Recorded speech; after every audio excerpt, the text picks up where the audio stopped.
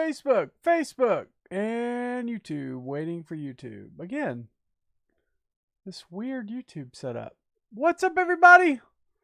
We're gonna have some fun tonight. We'll get started in a minute. Just making sure everything gets online, and we are good. I think on YouTube. I gotta make sure because last week it was kind of iffy. Yeah, there it is. Featured good, I think. All right, let me pop out that YouTube chat because this YouTube chat, I don't know if you guys know, you can make money on the YouTube chat. Super chats. What's up, everybody? Everybody's coming in, and now I'm just gonna pull up Facebook because there's just a lot of people on there. A lot of people who have not left to go to Gab, obviously, because you're still watching. There's just a lot of people on there. But if you are watching, I hope a lot of people. I hope that you guys share. I hope that you guys share. Did you hear me? Hey, what's up, Dusty Devers? How's it going, everybody? Samantha, Nick, Liz. I see you. I see you guys. We're going to talk about Gina Carano getting canceled. Should be very fun. I mean, every week we just get stuff to talk about. And if you're building a streaming platform for canceled artists, it is a good time to be in business. It is a good time to be in business. All right, let's give it just a few more seconds, everybody. We're gonna get this show started in 3, 2, 1. When a government can confiscate the earnings of the people with no restraint or no limit whatsoever on the amount that government takes, then government has become the master. Didn't you say that all services were worth at least $5.15, and here there is a service that's being rendered to you personally, which you are not compensating at all? I said to you earlier, unless someone decides that they want to volunteer. During the election, all this enthusiasm for Bernie Sanders was taking place while people in Venezuela, under a socialist government, were starving. They were breaking into grocery stores to get desperate to get food. For regulations. Some regulations. Regulation. What do you think should be the proper income tax rate? Well, the best would be 0. Oh, welcome back to another episode of Law and Profits here on the Fight Laugh Feast Network. I'm King Ginger, and the mercy of the wicked is cruel, and nowhere is that more summed up than cancel culture, is it? Nowhere is mercy shown to be cruel more than cancel culture. I've said this before. Cancel culture is merciless. It is a complete lack of grace and forgiveness and the redemption.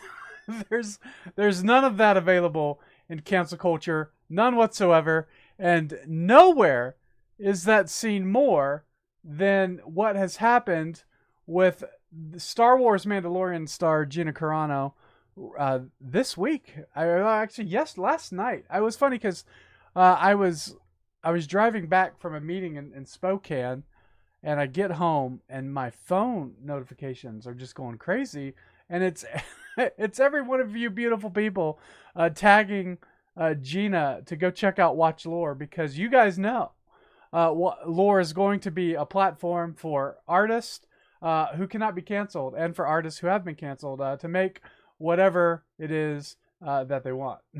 And so, first off, thank you to everybody that's just been tagging people.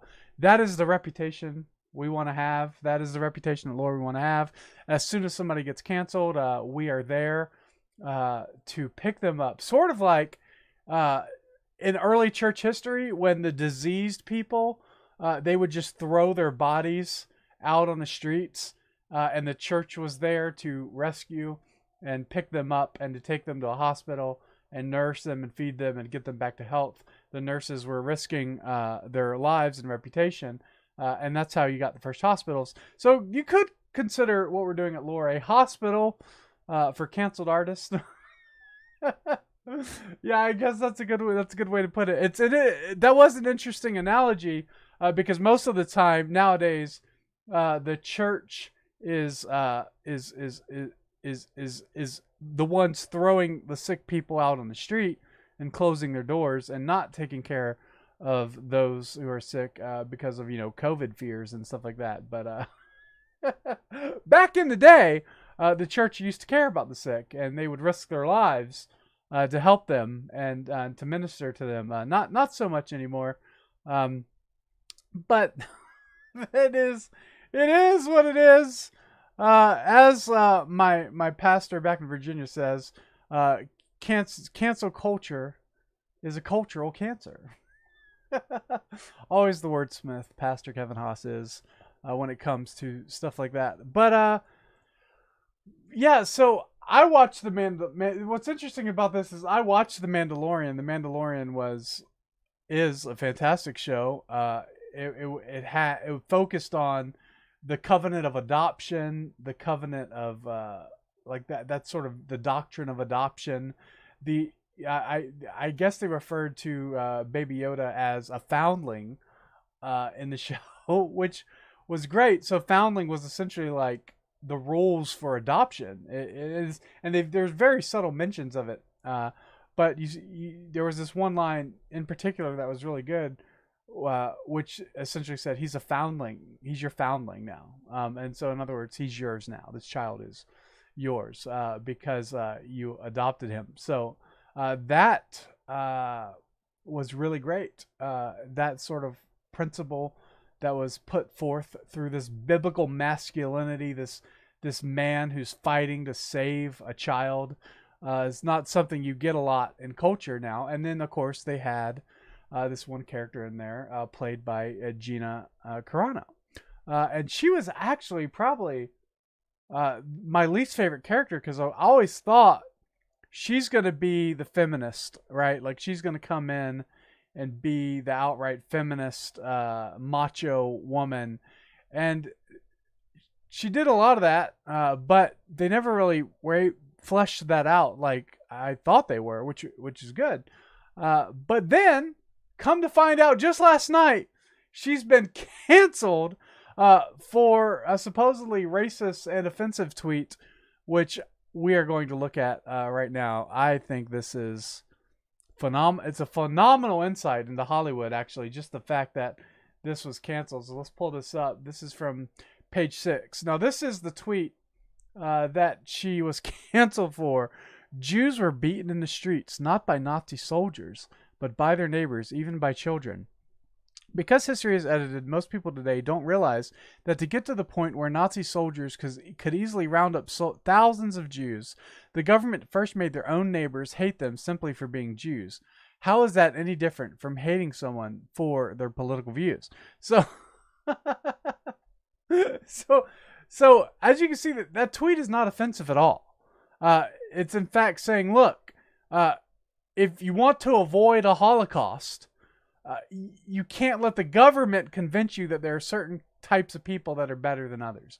Now, this has a lot of implications. A lot of this has to do with white privilege, for example. That's one of the implications for sure. That somehow we need to hate white people because white people have all this power, prestige, money, right? Have you heard this before? Right. So, like, this sort of mindset is one of the things that creates a government that can then step in and save people from those that they've been taught to hate. So the government obviously creates a problem, and then the government comes in and fixes that problem. And they always make things worse by doing so. And so you see that, of course, with white privilege, but you also see that now with, of course, COVID regulations, right? COVID-19 regulations are pretty, they're already setting the stage between the vaccinated and the non-vaccinated. And the non-vaccinated are going to be seen as the political enemies of the state. That is absolutely happening. There's already talks in place to make it so you can't fly on a plane unless you have a vaccine.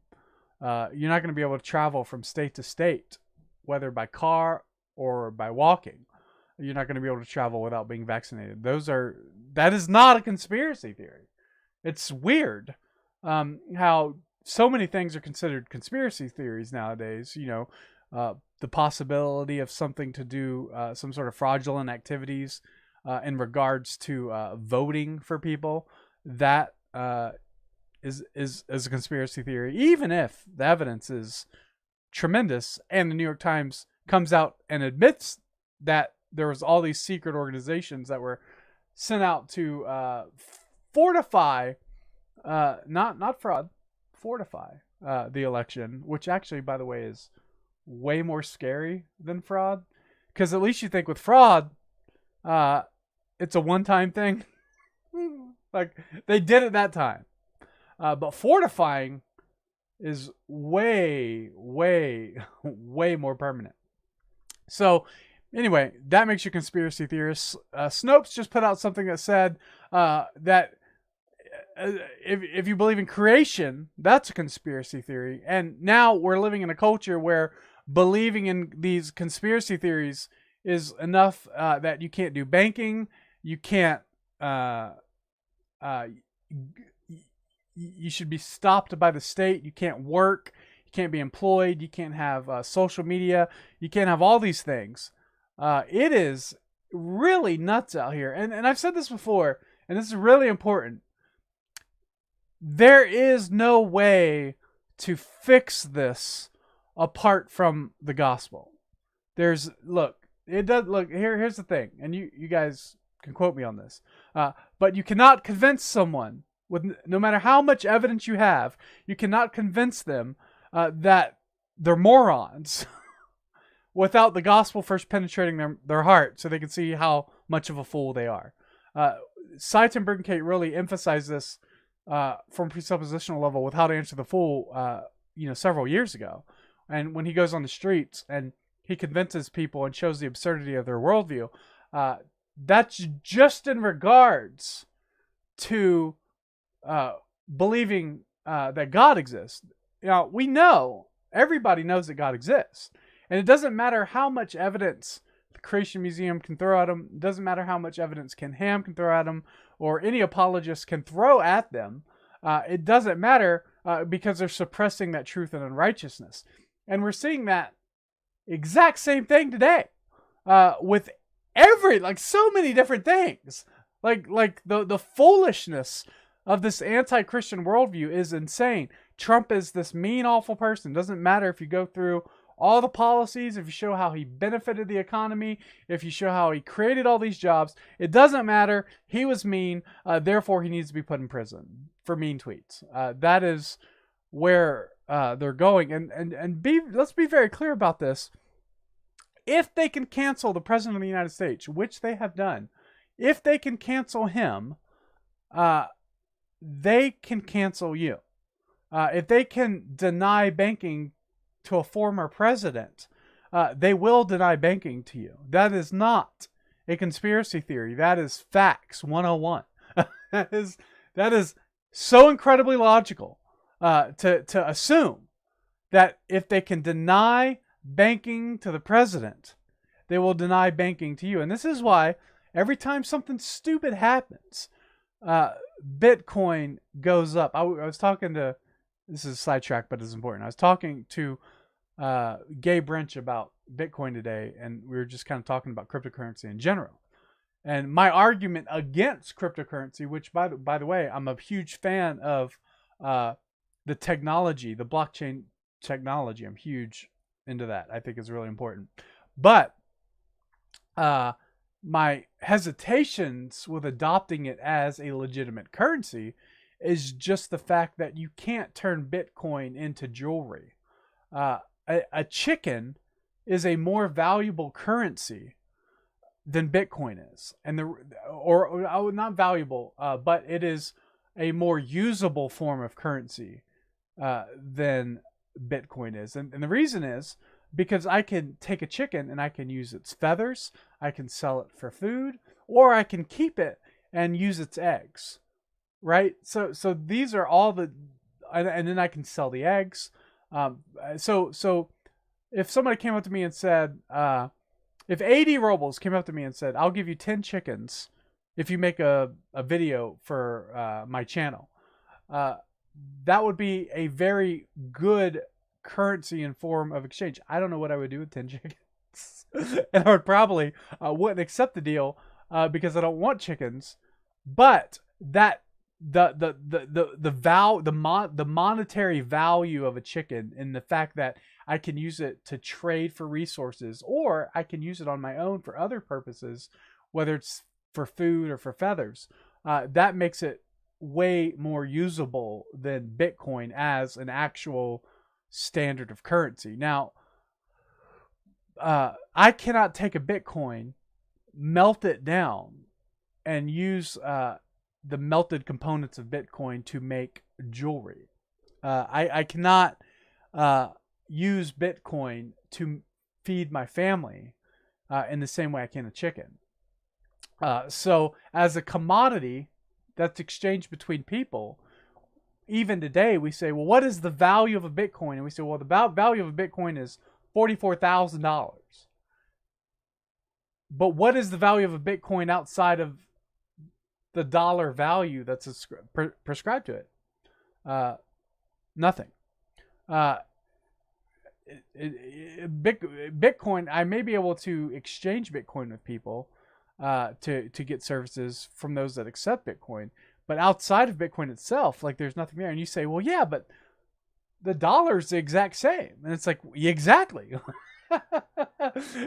Bitcoin is a better form of currency than the American dollar, 100%, because it's more valuable, and it can't be corrupted by the government like the American dollar can, right? So that is where Bitcoin is really finding its value, in that it can't be corrupted by the United States government. The United States government can't prescribe a value to Bitcoin like they can the dollar. They can't just make up numbers. They can't just print Bitcoins. So that is why it's a safer bet to have Bitcoin than it is, even though it fluctuates in price by $10,000 or whatever. It's safer to have a Bitcoin than it is a United States dollar.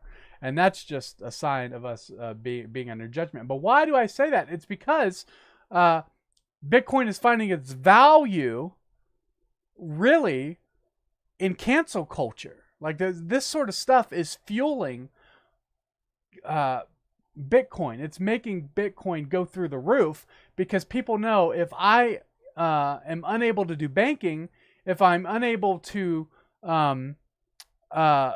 put money, United States dollars, into a bank account and withdraw those dollars, whether it's through PayPal or Stripe or some technology company, they stop me from being able to utilize the transfer of United States dollars.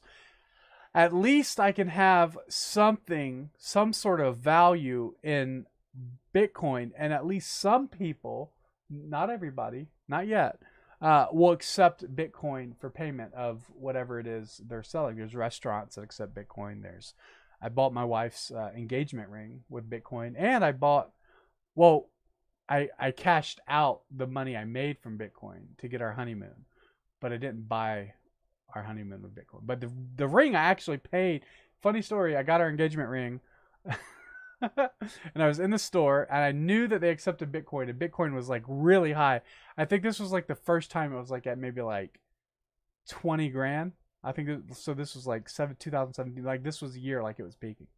And this was in December, and I was in the store, and the guy was taking a long time, and he was trying to figure out how to accept the payment through Bitcoin, because he's never done it before, and he was calling his manager and all this other stuff. Well, I finally paid him, and then when I paid him, it said the value wasn't enough, although it was the value that was requested. But it was just like within those moments of just figuring it out, like the price just dipped. So it's really, I didn't have enough Bitcoin to be able to like pay the difference in that drop. And so as I got the ring, I ran out of the store, and I looked at my phone, and that was when Bitcoin crashed for the first time, and it dropped, like, I think back down to $6,000.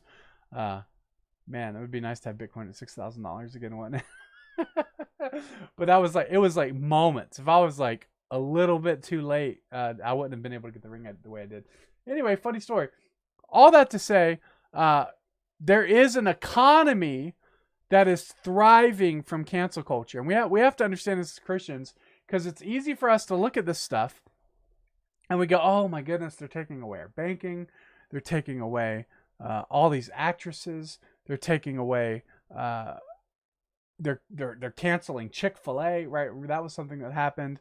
They're canceling all these businesses, all these organizations, all these economies.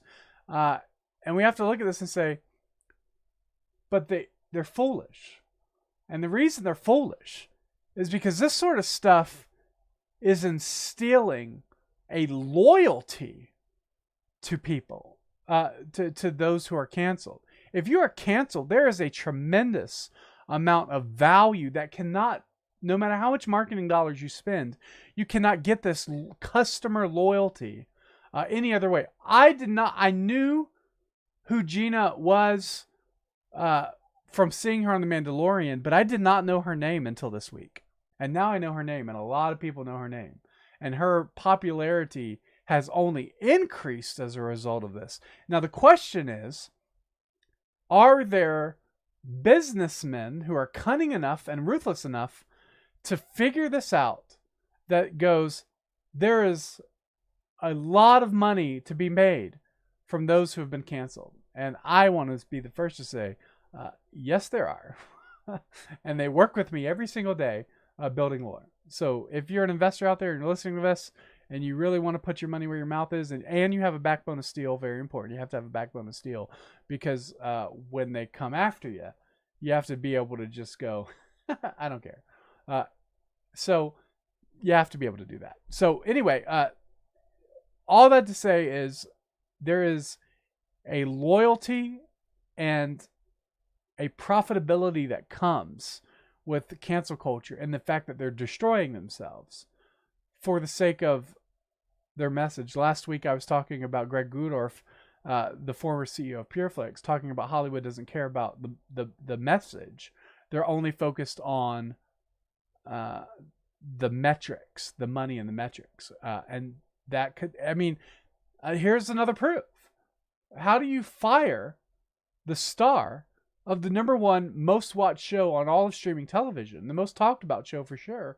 How do you fire the star because she shared a tweet that wasn't even hers? Look at this.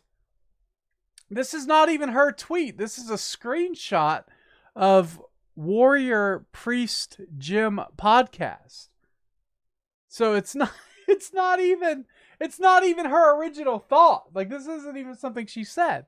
And they canceled her for this. How do you throw away the money and profits that she is going to bring to the table?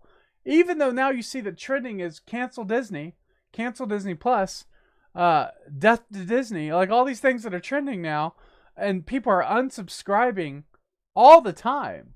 Even Star Wars fans. I think the Babylon Bee just...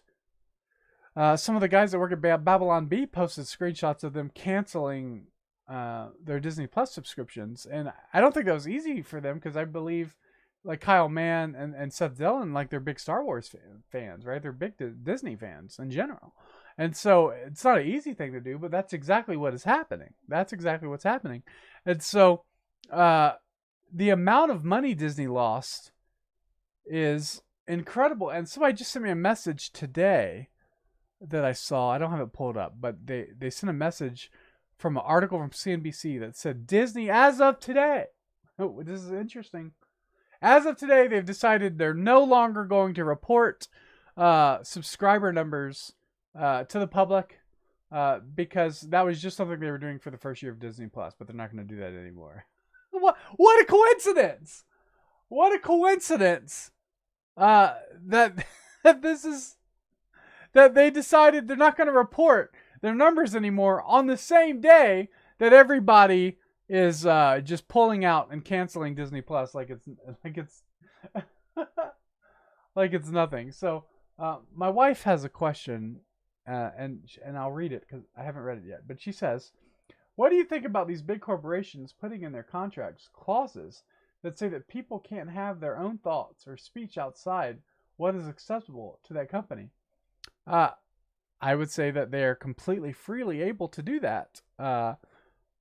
It's stupid, and if I was an employee, I would never sign that contract that said my thoughts have to be the thoughts of the company. It's ridiculous. You should never get into covenants that are like that. You shouldn't ever get into bad covenants in general.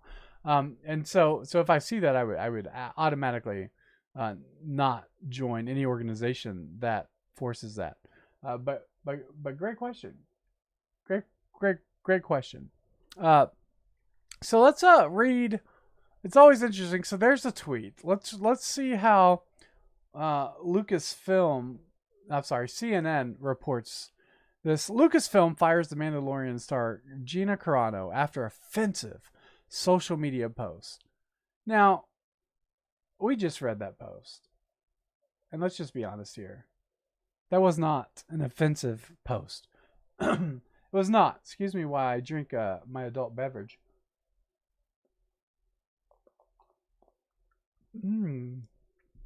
I don't go to a Baptist church anymore, so I can drink a beer on a live stream, I think. But man, that gets in your beer, doesn't it? Not the cleanest thing. Not the cleanest thing for a live stream. But anyway, so Gina Carano, who starred as the unsaleable warrior Cara Dune in The Mandalorian, won't appear in any future Star Wars projects after she shared offensive social media posts, including one that compared Nazi Germany to the current political landscape. Now, what's so amazing about this is that it doesn't imply or answer the question, was she right? Was Gina right about comparing Nazi Germany to the current political landscape? And I would say she's absolutely correct. She's absolutely correct. The tweet was dead on in the fact that the way the government starts a Holocaust is by teaching the people that it's okay to hate a certain group of people. Because the people have to be on board with it. My question for you, this is an interesting question, we should consider this. If the government, Biden, were to start rounding up conservatives and putting them in concentration camps, would the people be in support of that? I would argue for the most part, yes. Because you can't even make that comparison without them wanting to throw you in a concentration camp right now. Or fire you from your job. Like, it's incredible. And so it doesn't matter really anything about the economics that are involved at this point. It's pure religion. Pure religion. Lucasfilm fired Carano Wednesday, calling a social media post she made that day abhorrent. Gina is not currently employed by Lucasfilms, and there are no plans for her to be in the future, a Lucasfilm spokesperson said in a statement to Variety. Nevertheless, her social media posts denigrating people based on their cultural and religious identities are abhorrent and unacceptable. Did she mention a religious identity? I mean, she mentioned Jews, but I don't think it was even it wasn't even in a religious context.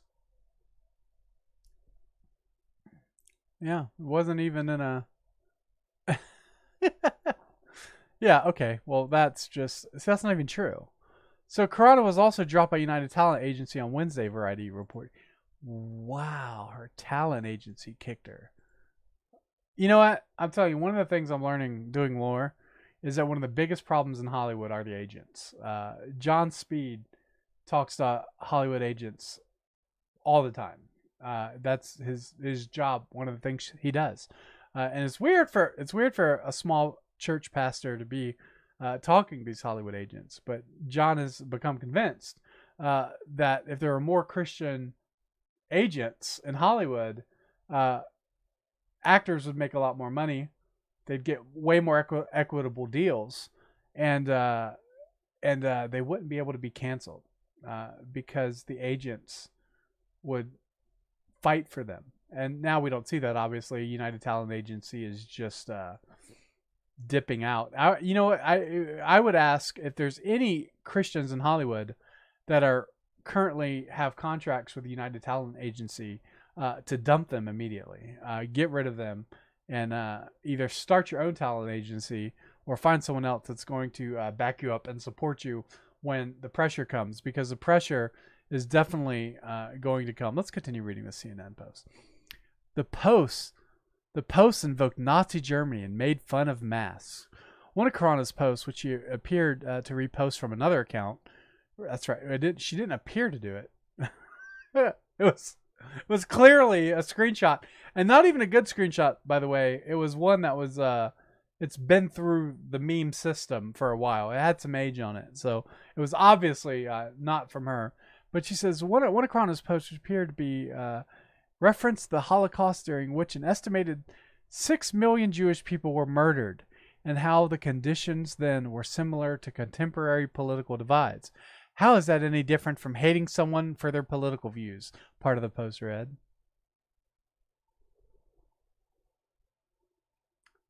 I mean, it sounds like Gina had a political view and Disney fired her for it.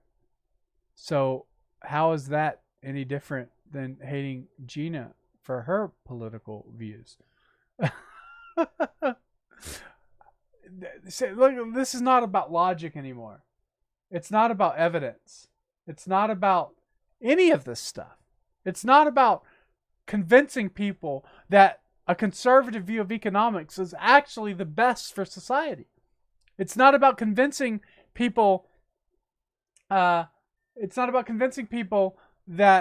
liberalism leads to the downfalls of society. It doesn't matter that not one thing that you can convince people of matters, because it's all religion at this point. It's all religion. It's all worship of the state, and this is not a free country anymore. It is not a free nation anymore. When you don't know the validity of your votes, when you don't know for certain that the individuals who vote for the winner, if the winner will actually be the winner, when you don't know that, you're not a free country anymore. When you can't have views that differ from the political ruling class, you're not in a free nation anymore.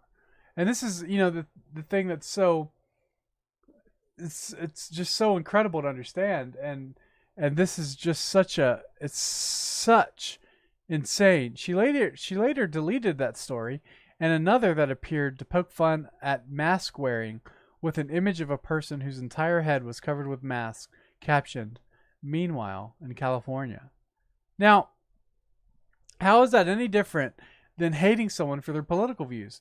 Well, I mean, Disney just fired somebody for their political views. If we're going to bring in the mask wearing post that she made and said, "Meanwhile in California," if we're going to bring that in, I mean, how is Gina not the one that is being fired for her political views? This is actually interesting. Part of the post read, according to Variety. I want to read this Variety article because I'm interested to see because that is such a damning statement by Variety. Let's see. Let's just not waste any time. Yeah, here we go. So this is, Jews are beaten in the streets, not by Nazi soldiers, but by neighbors, even by children, Carano wrote on Instagram, because history is edited. More people don't realize that to get to the point where Nazis, soldiers could easily round up thousands of Jews, blah, blah, blah. How is that? Oh, wait, that's what Gina said. That's what Gina said. That article is, maybe, am I misreading this? This is the problem of a live show. Am I misreading it? I think I misread it. Anyways, ignoring that point. But yeah, how is that part of the post referring to Carano's post, not the post Variety wrote. Well, common mistake. But yeah, but that's a great question, right? How is that any different from hating someone for their political views? And so what is happening? Gina nailed it right on the head.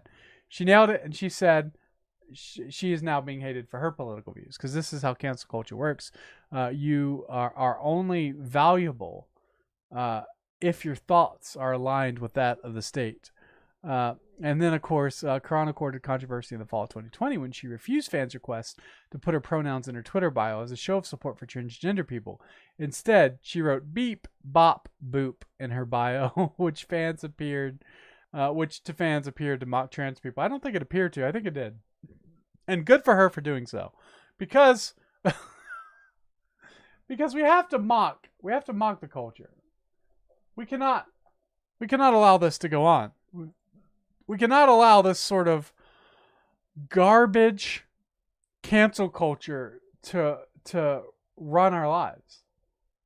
And so this is why, Christians, we have to start investing in our own economies, in our own businesses.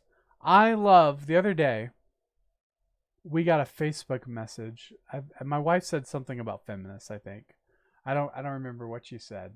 Well, we got a Facebook message to Lore that says, I'd like to reach out to the Human Resources Department because one of your employees is being gravely offensive, and I don't think best represents your company.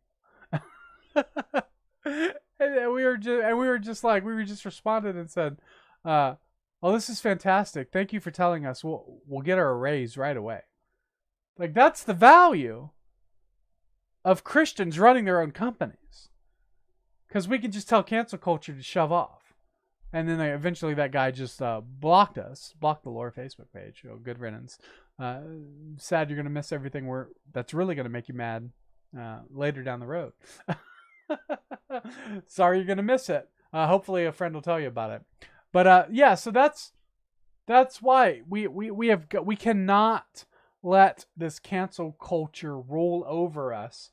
This cancel culture cannot strike fear into our hearts. We have to build businesses. We have to build companies. We have to build organizations in which Christians can be free. And not only that, creating systems and organizations and businesses in which people who are not Christians can be free. It is unloving of our pagan neighbors to let them live under this fear of cancel culture. Whether they share our views or values or not, it's unloving for them to have this fear it's a stumbling block to the Christian faith, really. Because now you have, this is very important from an evangelistic perspective.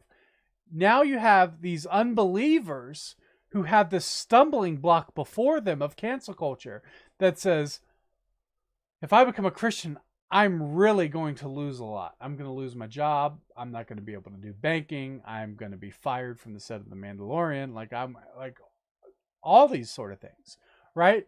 And so if Christians don't rise up and fight against this, whether it's vocally or being outspoken, if we don't stand up and rise against cancel culture, we're making it more difficult for people to turn to Christ. Now, obviously, I'm a Calvinist. I know that God's going to convert people no matter what. However, there is an underlying principle here of stumbling blocks, and this is one of them. This is something Christians should be outraged by, because we don't want people to have these other external consequences over stupid stuff like this to becoming a Christian. Sure, there's consequences of becoming a Christian in terms of it dividing your family. There's consequences of it splitting mother against father, father against brother, sisters against sisters, and brothers against brothers, right? Like the Bible talks about that. But this sort of stuff is just silly and trite. And that's why Christians should be outraged and fight against this. Because it's just ridiculous. It's just insane. And Christians create free societies. Christians create societies where the unbelievers living in accordance with the rules of a Christian nation are way more free than living in under the rules of a secular nation. The amount of law and weight and burden on the shoulders of anybody living in the United States right now is way more oppressive than anything in a Christian environment. And you might say, well, what about adultery? Isn't like adultery punishable by death according to the Bible? That sounds oppressive to me. It's not oppressive because the death penalty for adultery keeps your marriage intact. It's a stumbling block, rightful stumbling block, to prevent you from breaking up your marriage and destroying the lives of your children, right? But however, in our government, we reward infidelity. Our government gives tax breaks and tax incentives to women who have children out of wedlock and don't have a father. And my wife knows about this very, very well because she used to work for the welfare department for the state of Arizona when we were back in Phoenix. That's what she did, and her job was to interview people and really make sure they're not lying. Which, by the way, no matter how you feel about welfare, my wife was definitely the one you wanted to be working in that job because everybody else was sort of lackadaisical about, people lying. But not my wife, man. She would stop your welfare in a heartbeat. If she caught you lying, it's over. And so that's what you want, right? I mean, obviously you don't want the government involved in welfare at all, but I'm just saying, like, you want the Christians that are managing the welfare, preferably from a church and not a state organization. But still, when the Christians manage welfare, it's better for society because the restriction, even in the Old Testament, when we talk about that sort of stuff, it said you had to give your coat if you wanted to go and gather the ends of the field. If you wanted to glean the ends of the field, you had to give your coat. Why? Why did you have to give your coat? Because it showed that you had nothing. And you couldn't go give your coat to another individual and work twice in that day because the owner had the coat. So there's all these benefits and glorious sort of protections within a Christian society that actually aids and benefits the unbelievers. That secular culture does not have right now. There is no benefit to the pagans in living in the society that the pagans have built. There's none. They have to shut up. They have to watch what they tweet. They have to watch what they say. They have to watch what they do. They're going to lose their jobs. They're going to lose their banking. They're going to lose their ability to communicate online. All this stuff if they step out of line. That is a tremendous amount of weight on an individual soldier's. And I think a lot of the hostility towards conservatives is actually worse now.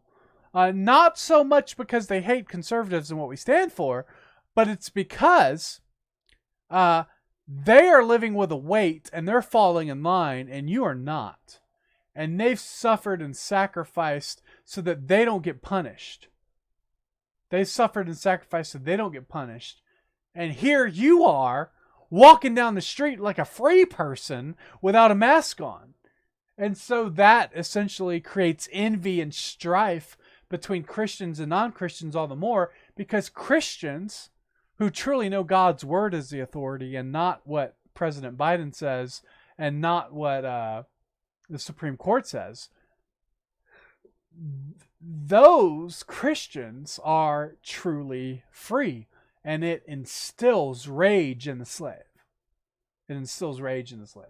And so this is why Christians, we have to fight against cancel culture. We have to fight against cancel culture. There's all sorts of reasons you could go into why we have to oppose this. I didn't talk about, Gina has modest photos on Instagram. She's not a Christian role model.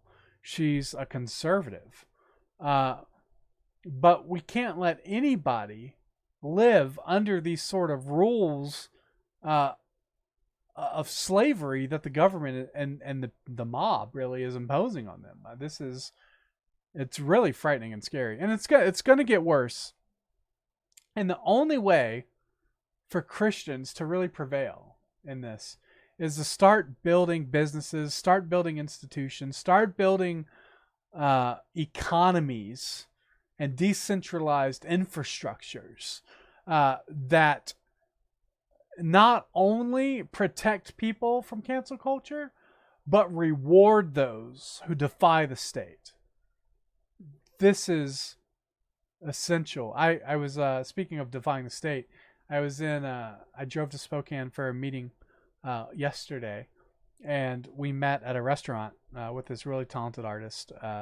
We met at this restaurant, and it was a nice restaurant, pretty fancy. And I know that Washington, especially Spokane in general, has been very restrictive on the mask law. So part of that is the governor of Washington has restricted severely certain cities and counties that have tried to defy the governor of Washington. And so there are certain cities and counties that are currently, how do you say, best way, being whipped harder. You know, like Spokane is one of those slaves that like looked out past the fields and started to walk towards freedom.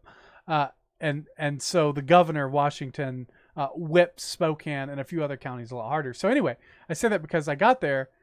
I knew we were meeting here, and you know, I put on my mask, and I was like, oh man, like I hate putting on my mask. I put it on like right as I got to the door. One of the few times I needed to get a table. So what do? It's a private business. You do what you do. And so I got to the door, and right there at the front, it says, if you don't have a mask, we'll assume you have a health condition. And according to the American Disabilities Act, we're not allowed to ask. And I was like, oh, I put my mask off.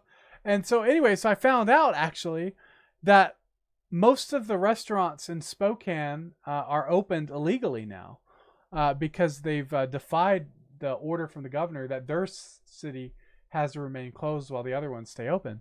And so most of them are all opened illegally, and nobody's doing anything about it because I guess Spokane is probably a more conservative county in Washington than for sure Seattle. So all that to say is like we need those businesses that'll defy the government, that'll resist this tyranny. And what does that do? That act of courage continues to give people jobs. It provides food to people who want to order and eat. It provides an economy. And so Christians can really be heroes now just by keeping their businesses afloat and not firing people who have differing political views that you don't like. Like, who do you want to work at a Google where you have to sit down, shut up, and keep your mouth shut? Do you want to, like, the oppression of that is awful. Like, it's a heavy weight. Do you want to work in those environments? No. So Christians, create your own businesses and free people. And so that gets obviously to art, to Christian art. I over the past few weeks, over the past few months, I've talked to countless artists at all levels of Hollywood, from producers and directors to animators to just you name it. Everybody who's done anything, drone operators, sound guys, whatever, they all work in Hollywood. And they're saying, like, our time is short here. Either we put our heads down, do our job, and pretend like we don't exist online or in the real world, and we just do our job, or we're going to have to drive an Uber, right? Like, that's the thing. And to me, I have a very deep moral obligation and hatred of any system that requires an artist not to be free to create art that glorifies God. unacceptable. And there is a moral obligation on Christians to reward good artists and to reward great content and to build these systems and these networks and these institutions that prioritize good art, even if it's from an unbeliever. As long as they're following in accordance with a Christian worldview and they're making great content, let them make great content. And let them be free to disagree with you. But don't cancel people just because you don't like what they said or you don't like what they tweeted or posted on Instagram. That's insane, and it's just madness. And as Christians, we should not accept that. Christians are the ones that pioneered art during the Reformation, all the Reformational art.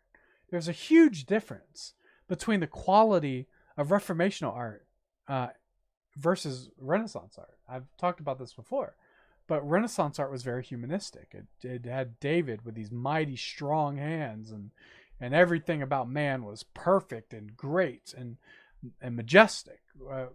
Even if the Bible says, David, he was just a man, right? He was just a shepherd boy, right? But then we get to Reformation art, and the Reformation art has these beautiful, realistic paintings, and the people in it are old, and they have wrinkles, and they have warts on their face. And it was because they understood the doctrine of sin, and they knew that there was something flawed within humanity that gave them warts and bruises, and they portrayed humans as realistic, and you got much better art from that. And so when you look at our Christian film, when you look at our secular films, and they're just rehashing old stories. They're afraid to take risk. They're just rehashing 1980s feature blockbusters, all these sort of things. And they're not really making a lot of money on it, but it's easier and you don't have to be creative. That's what Marxist socialist storytelling gets you. Whereas Christians can come in with the most amazing stories. And let me tell you, I have heard some of the most amazing pitches over the past few months for stories that Hollywood doesn't have the guts to tell. And they will never have the guts to tell unless Christians take it over. But it is some of the most amazing stories. And you think, and you go through these pitches that I get, and you listen to these artists who are brilliant and talented, and they're telling these amazing stories. And you go, I don't even want what Hollywood has anymore. I want what these guys have, and they're not allowed to do. Because these are stories that change the world. And liberals don't have stories that change the world. They have stories that indoctrinate. I guess you could say that they do have stories that have changed the world. I think it's clear that Hollywood has changed the world for the worse. But Christians have stories that can really change the world for good. And I can't wait for you guys to hear them one day. I cannot wait for you guys to be able to hear some of the stories that are out there just waiting to be told that no one will let them tell but us. I can't wait. It's going to be exciting. And there's a moral obligation that gets me out of bed every day that says I have to make something great. I have to build the best sandbox possible. So the greatest sandcastles in all the world can be displayed. And that's exactly what we're going to do. And I cannot wait for you guys to see what's happening there. But anyway, this has been a presentation of the Fight Laugh Feast Network, Law and Profits on the Fight Laugh Feast Network. Make sure you get a Fight Laugh Feast membership. That is really amazing, really great, really incredible. When you get a excuse me. When you get a Fight Laugh Feast membership, you can get access to all sorts of behind-the-scenes stuff, all sorts of additional content on the Fight Laugh Feast Network. You can go ahead and get that. Go to fightlaughfeast.com and sign up for that. Make sure you put in the code Law and Profits before you do. Yeah, that does it for today's episode. And I'm going to stick around and answer questions.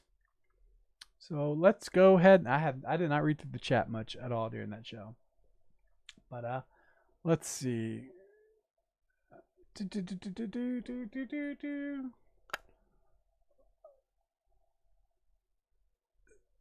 let's see. My wife said, Hollywood is dumb.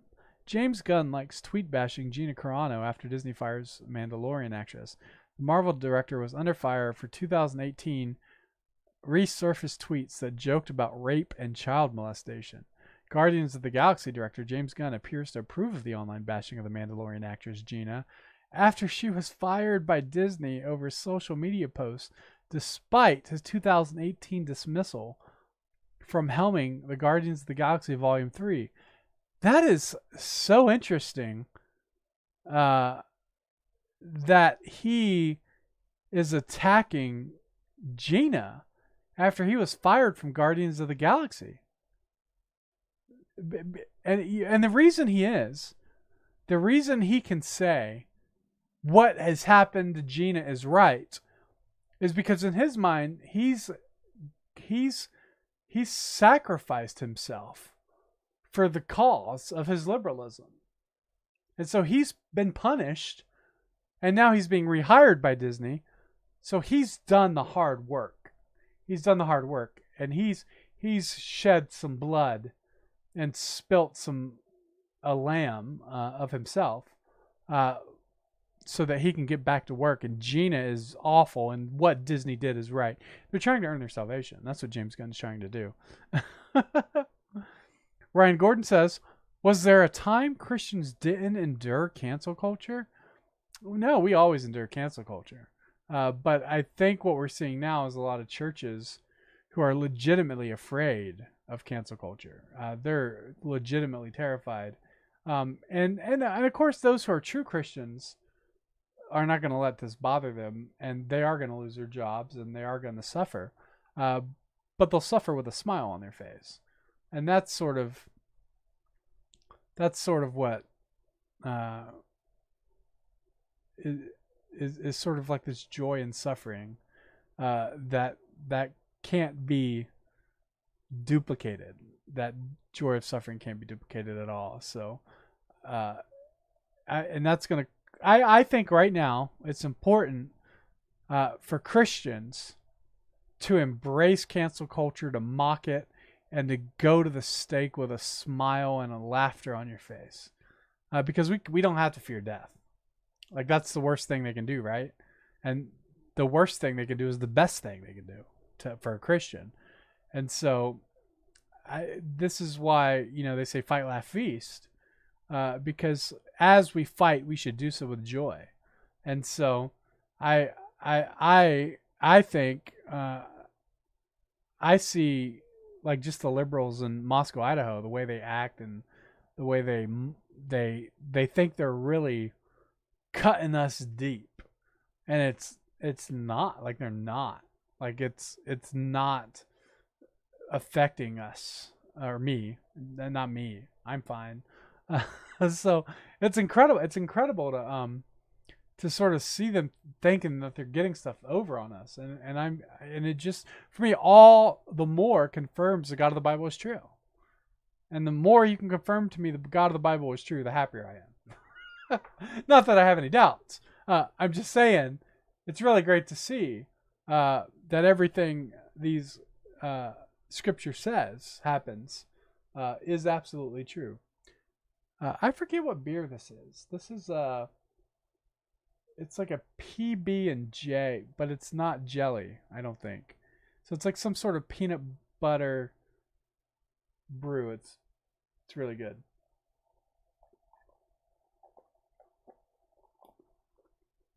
So, for those that were wondering, so I said, don't say fight because you will incite Capitol Hill protest, right? Well, that's because liberals only know how to fight one way. They only know how to fight by ultimately violence, or when somebody says fight, they assume violence, even though they fight in different ways too that are nonviolent and way more destructive. So. Let's see what else am I missing here. There's a lot of comments, guys. I haven't even looked through it. Boop boop boop boop. Beep bop boop. It's funny. What's up, Grant? Welcome to the YouTube chat. David Farrell says, They're getting rid of the death penalty in Virginia. That is a shame. That is a shame. That's a whole nother episode. That's a whole nother episode.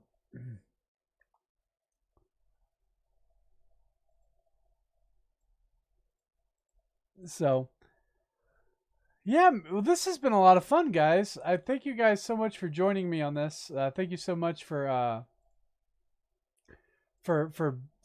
being a part of my live streams. I'm doing them more often now, and so I really appreciate you guys sharing and liking and doing all the things as long as I can here on Facebook and YouTube. I really appreciate it. Hopefully Gab does live streaming soon. I think Andrew mentioned on Twitter that he is planning on it, or he mentioned it on Gab at some point.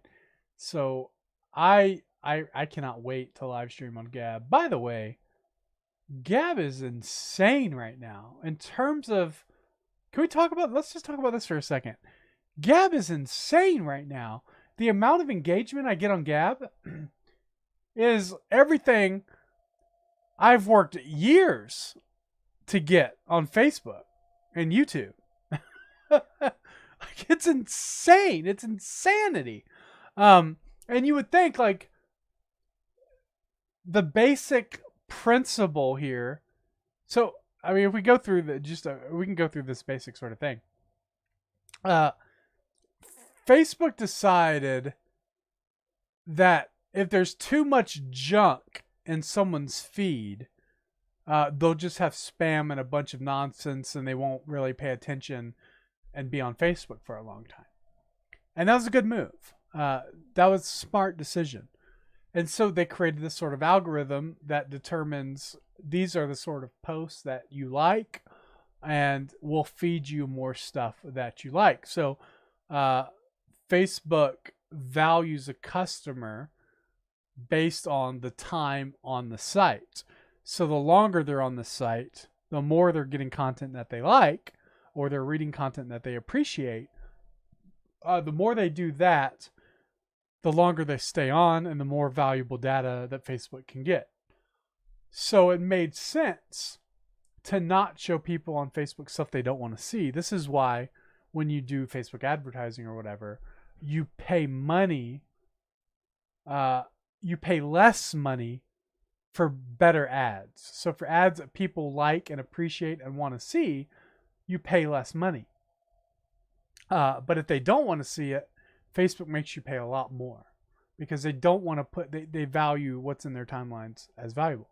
Well, the problem is, and I imagine this is just because of how the dollar works, they went and made it so that it's really, really hard to get a post on Facebook to go viral.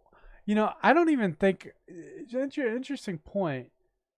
Every now and then you would see stuff on your Facebook timeline and it would have like 1,000 shares, 2,000 shares. I don't think I've seen a post like that in a long time. It's been a while. And it's probably because everybody in my friends list are labeled as extremists, so they don't get a lot of engagement either. And so the stuff that winds up in my feed is usually stuff that's low engagement anyway. But anyway, so yeah, so Facebook decided at some point that hate speech and all this other stuff shouldn't be put in people's timelines. Even though people like me, I love to engage with hate speech. Like, that's the stuff I want to see. Like, I like to get in fights with people online and stuff like that. But you just don't see that anymore. And so it's been very hard to get your posts seen on Facebook. And there's at least, 2,000 different qualifications for determining if a post should go viral. Who posted it? Was it a male? Where did they post it from? What words did they use in their post? Is the quality of the video HD or 4K or high quality? Is there any offensive language in the captions of the video? Like, there's 2,000 different. Like, nobody can possibly make perfect content when there's that many qualifications, and going viral is hard enough on its own. I mean, now you're saying, well, now you have to go viral and compete with this algorithm, and it's just pretty much impossible at this point. So content creators, and this is same is true for YouTube, same is true for all these other organizations. Content creators have been finding it really difficult to get their stuff seen. So Gab comes along, and Gab says, we'll just give them the craziest amount of engagement they've ever seen in their lives. And people are like, oh my goodness, what have I been missing all my life? Look, honestly, guys, go through your Facebook timeline. I have a lot of friends. I've maxed out on friends, right? So I have 5,000 friends and then like a certain amount of followers. And my engagement's low. And then you guys share it. You guys, I see what you guys share my stuff. And there's no likes, no comments, no shares on most of y'all's pages, right? Like nobody is reading your stuff. Nobody is seeing your stuff. Facebook is not showing it to anybody. And that's not your fault. That is just how Facebook has just made content creation so incredibly difficult. And then Gab comes along and says, hey, look, everybody's content is valuable. We're going to share this stuff like crazy. And to help boost it all the more, the founder of Gab, Andrew Torba, is resharing like common people's stuff. And like they're freaking out. They're getting like thousands of like shares and comments and likes, and they're just going nuts. They're like, oh my gosh, I didn't know it was possible to get this much attention online. And you would think for a moment that the best content creators, the content creators that spend the most amount of time online, are going to go where the time that they put into the content is going to be shared and seen the most. It's a very basic principle, right? Like it's a very basic principle. A cook is going to want to make food and then sell his food somewhere where people are going to eat the food. He's not going to go and set like location, right? Like that's primary principle of like a business or retail, right? And so this is the same thing that happens on social media. Location. Where am I going to go to be able to sell my product? My product is what I post. And the value of what I post is based on likes and shares. So where am I going to go that's going to give me the most amount of engagement, the most amount of likes and shares? Or you're going to go to Gab. Because it's nuts right now. It's nuts. I woke up this morning with like 1,000 notifications on our lore account. It's insane. And let me tell you, I don't care who is on Gab, whether they're racist, whether they're liberals. I don't care, because the same people that are on Gab and the people that are on Facebook, they both have money to spend on product. So if I'm trying to sell a product, whether it's lore, whether it's a t-shirt, whether it's a crocheted baby Yoda, whatever it is, I'm going to go where I have the best opportunity of reaching people to sell my product. It's common sense. You don't build a McDonald's in the middle of nowhere where there's nobody around. You just don't do it. And the same is true with social media. And they can't figure this out because it's a religion. It's a religion. It's not something that is economics and money is not the forefront of what they're doing now. It's not about making money. It's not about profit. It's about working with the government to impose the system. And it doesn't matter how much money they make. And that's really important to understand. Jason Martin said, how does Gab make revenue to keep going? Well, Gab makes money based on yearly subscriptions to Gab Pro or monthly. But I think they do it by year now. So you pay $100 and then you get Gab Pro for a year. And with that $100, you can upload videos. You can you get a bunch of other side features, like you can make certain text bold, like just really simple stuff, right? Stuff that you get money, but you don't have to pay a lot of money in return as the Like, it doesn't cost Gab anything to give you the ability to make text bold and italic. But people pay for that. And it ups engagement. It makes your post better, right? So there's value on both sides when you do that. But it's not like a profit loss. Oh man, we gave them bold. But they also do like video content too. So that is a money drain for them because they have to build the data and the storage and all that sort of stuff for that. But I think the value of video hosting, especially if you own your own servers, is so cheap that $100 a year is pretty good money. So that's how Gab makes their money, Jason, through stuff like that. And they'll always be able to add features. So they have Gab Pro, and then they can add, an additional $5 a month or an additional $10 a month, and it can always give you more and more and more. And they can get that average cost per customer, or the amount of money every customer spends up by just adding features. They can have a Gab Pro account, and then later on they can do a Gab Platinum account or whatever. And that's how that works. But yeah, that's why Gab is really, really crushing it. Really crushing it. So that's how they make their money. Yeah. So Grant says Not the Bee has a good social network, but you do have to pay. Not the Bee's social media network, by the way, the Not the Bee network is actually really, really gorgeous, really well done. I don't even like. I have a Not the Bee account. I just haven't used it in a while. It'd be interesting to go back there and sort of see what kind of engagement you can get on Not the Bee. I'll have to test it out some because a lore account would be good on Not the Bee. So Jeffrey says I'm on a 30-day ban on Facebook. Insane. Yeah, that's really weird too, right? Like if you think of the economics of it, you're just banning people who are using your platform for reasons that's just not necessary. Like imagine going to a restaurant and you're sitting in a restaurant and you're having a conversation about Donald Trump and the election, and the restaurant owner comes up to you and says, "You're banned from this restaurant for 30 days." And you're like, "Yeah, but don't you want my money?" "No. You're banned from the restaurant for 30 days."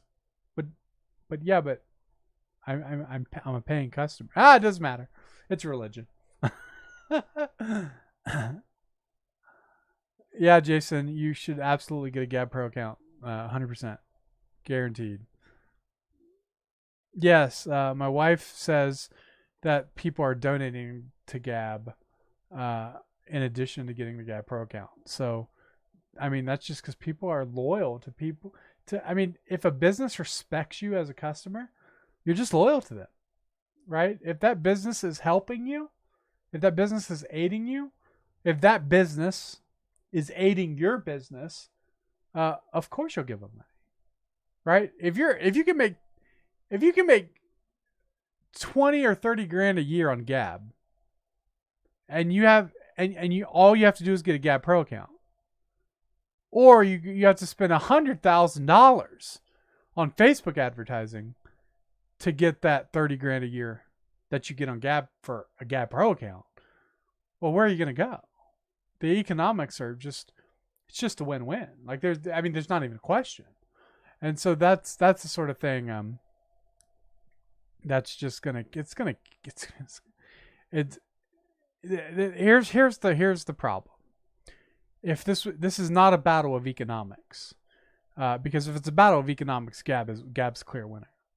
The problem is this is Gab, which is free market, versus complete totalitarianism from these corporations who essentially function as our government now. That is why the fight is not fair, and it's religious and not just purely economics, even though pure economics is religious. But you get the point. But that's what I'm saying. So somebody says, "What do you think about Patreon?" Patreon's canceled people, Doug.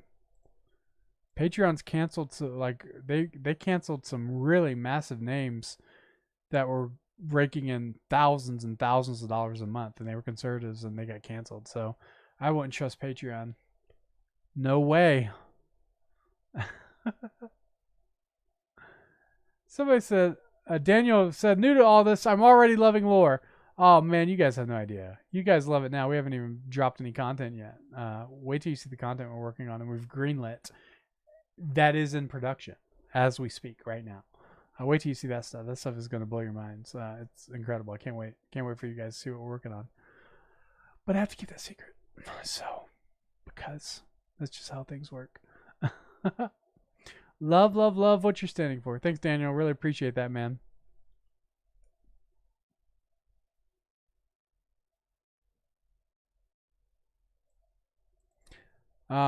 Jason says, do you have things set up for bands and musicians? I produce bands out of here, out of Vancouver, Canada, and the Facebook stuff sucks for band promos. Yeah, I don't know, man. My suggestion for band promos would be, you could put stuff up on Gab Pro, and you could probably get people to pay attention to it that way. I mean, that's always an option, but still, even with all the problems of Facebook and YouTube, sometimes Facebook and YouTube are still the best option. That's why I haven't gotten rid of it. I'm not canceling my Facebook account. They're gonna have to kick me off because I still get a lot of value from it, and so I'm gonna use the gold of the Egyptians to get my gold. As I'm gonna use it. I'm gonna take the gold of the Egyptians as I can. So, yeah, Grant says, "Ooh, I'm excited now. Take my money." Yeah, man. Hopefully soon. Hopefully soon we'll at least have some T-shirts and stuff to get people sort of excited and pumped for lore. I think that'll probably happen hopefully in the next week or two. I would like to have T-shirts and lore merch just to start help spreading the word and help. That reduces some of the churn, the burn on while we're setting up, waiting for the thing to be built, right? So hopefully we'll have some merch soon, and you guys can buy some merch and really start help supporting lore, at least at that level. And so we'll figure all that out. That'll be really good. So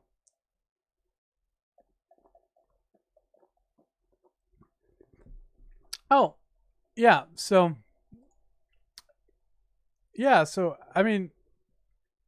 that's coming. I think that's going to be really great. I could show you guys, since there's not a lot of people watching.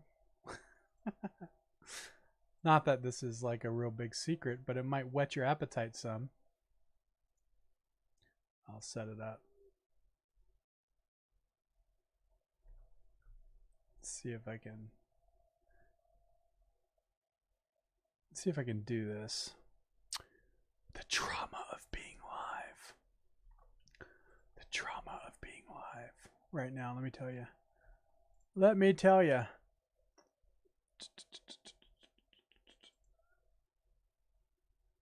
That's not it. Maybe it's this one. Yeah, this is it. This is the shirt. Would you guys be interested in that? Let me know. And that's all you'll get from that. So let me know if you'd be interested, because that is coming real soon. So tell your friends. I'm excited about you guys being able to see that. So that's just because you guys have stuck, all 10 of you have stuck through so long. That's what you get when you wait for the beer to kick in. Just kidding. It's not a secret. We're gonna launch it early soon. We're just getting the t-shirts shop set up. So hope you guys like it. I'm sure you'll love it. And then that way you can support lore through that, because that's fun. That's always like, I need 10 of those shirts. You can order 10, man, no problem, guaranteed. So yeah. So anyways, guys, thank you so much for being a part of the show.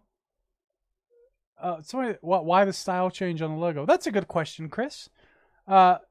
the original logo we had, if you think about just sort of like design from the web, it was too thin. So if you looked at the logo from, let's say, if you zoom out like 1,000% to where it would be like the size of like a tiny icon or stuff, it's really hard to make out what it was being said.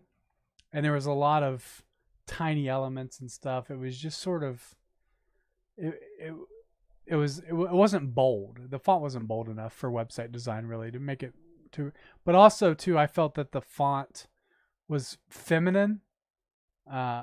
And so I wanted to sort of stay away from that sort of feminine, family-friendly vibe and go for a more masculine, a more masculine vibe that I think is probably better.